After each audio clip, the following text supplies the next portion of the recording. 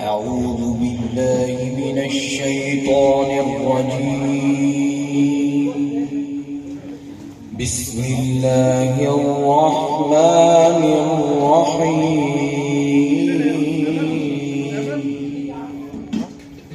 ربنا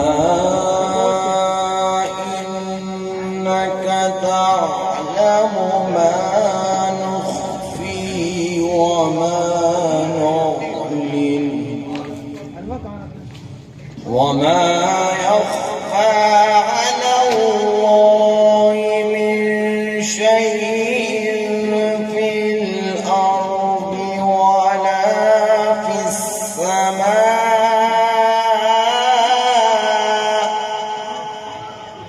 الحمد لله الذي وهب لي على الكبر إسماعيل وإسحاق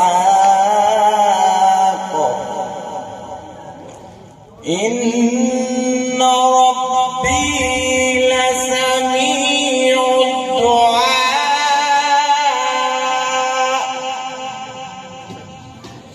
رب اجعلني مقيم الصلاة ومن ذريتي ربنا وتقبل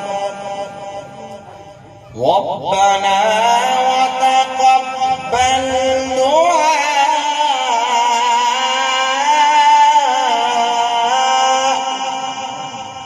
ربنا اغفر لي ولوالدي